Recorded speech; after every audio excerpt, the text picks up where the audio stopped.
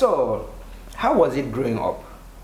Did you dream of becoming an entrepreneur, an ambassador, a philanthropist, or you just? Growing up, there is always that pressure, knowing, like, you see your dad and he's so big, like it seems almost like this really ginormous human being, and not just because of his status in community, but think of it from like a kid's perspective. So one is your dad, one he's accomplished all these incredible things, he's gone all these places, done all these amazing things. So are you going to remain in his shadows forever, right? Are you just the son of, His Majesty, or like are you going to be somebody or something on your own, right? Not just what your father left behind, right?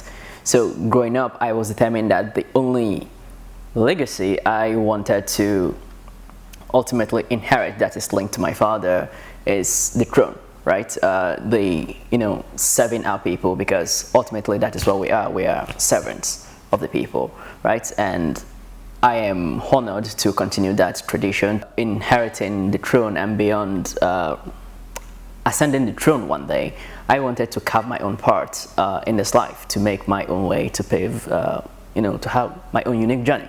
Right, so that means creating things that are useful to people, that serve the need of the masses, building things that people want, things that matter, right? How? So looking into my environment to say, okay, what is the problem? How can we solve it without necessarily depending on government or international agencies or aid, right? What can we do? What is a minimum viable product we can build, and how do we start? So that is how I started my early entrepreneurial journey, because I believe if I can build something everybody wants and make it cheap enough and the quality is exceptional, I believe there is a market for such products, right? So okay, from a right... We'll come back to that.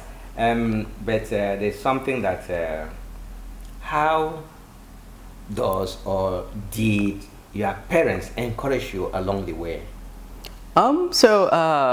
Encouraging you along the way. So I think they were instrumentally helpful, right? So they sent me to the best schools around the world, to boarding schools, to Pittsburgh, literally the best schools around the globe, right? So they were exceptional enablers.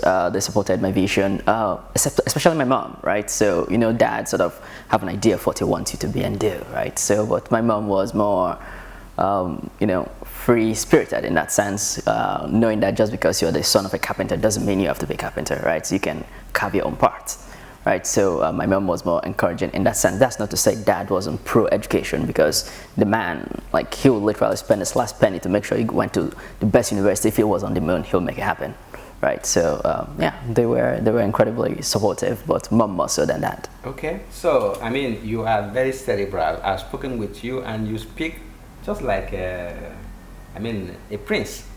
So you speak so well. You've attended high-profile Ivy League schools like Harvard and Stanford, Pittsburgh. At what point did you feel the tug to switch from maybe academic pursuits to entrepreneurship or business?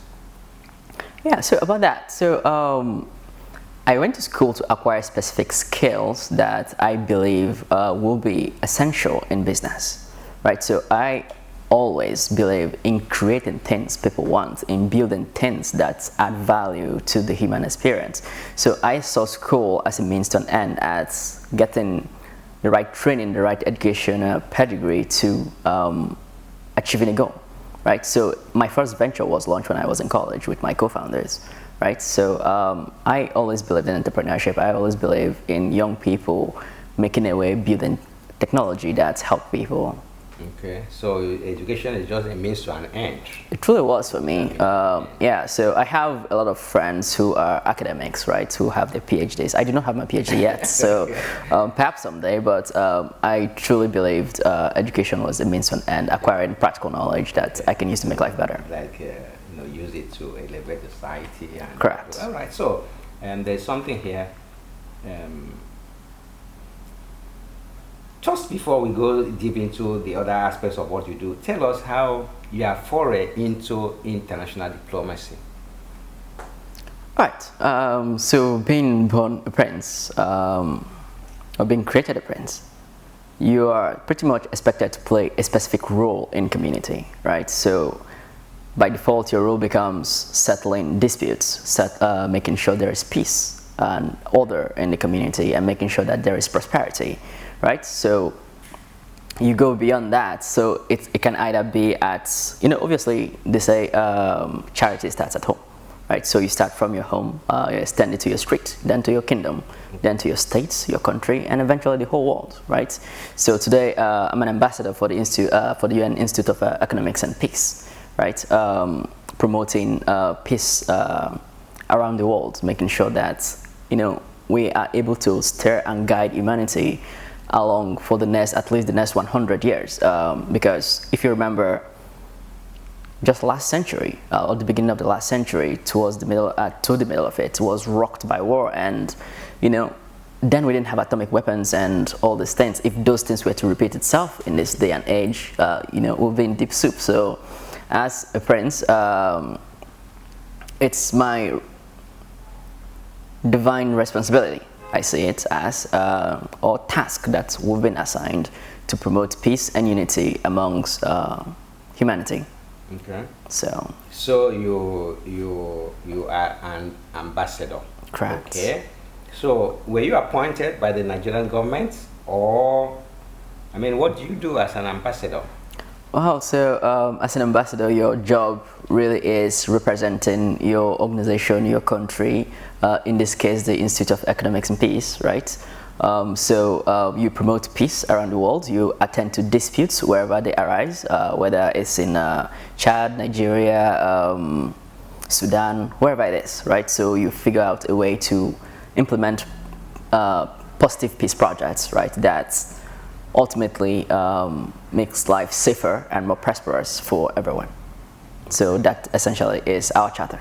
Okay, so you are an ambassador, you are a diplomat, and you are also into telemedicine. Correct. So tell us, what exactly is telemedicine? Well, so telemedicine is basically seeing your doctor through technology, in simple words. So for us, for Cribemly, for example, you simply push a button on your phone and your doctor will see you through video call, or we can send you a doctor physically to come to your home, right, to take care of you, like hi, and you're sitting down today, right? So that is what technology, that's what we're trying to do with Cribemly through technology, is being able to deliver care at the comfort and safety of your home, so you don't have to fight traffic. Like just being in Lagos traffic alone, for example, you spend hours just trying to go to the hospital, right? Or so we bring the doctor to you instead of congesting hospital rooms, so hospitals can be freed up for really emergency cases. And majority of the things people will go to the hospital for are not emergencies. So for those things, we can take care of you at home and free up the healthcare system to focus on emergencies. Okay. So you are a pioneer in this area, and you are the co-founder of a telemedicine company called Cribemly. This is correct. What is so tell us about Cribemly. Yeah. So at Cribemly, our goal is to democratize access to quality and affordable healthcare using technology, especially in Africa, where access to quality healthcare is in short supply. Right? So far, we have over 5,000 doctors on our platform. We have over 9,000 paying beta subscribers. We recently signed on Awita, CC, and Asvan, and by the time this year is over, we would have onboarded over 1 million people, with the goal of onboarding their total 15 million members by Q3 next year. We're also backed by prominent investors such as Google, Norskin, Sputnik, and the rest of them, right? And a few notable angels, right? So that's a brief summary of what we do. We are available in all 36 states of the Federation and the Federal Capital Territory, Abuja, and yeah.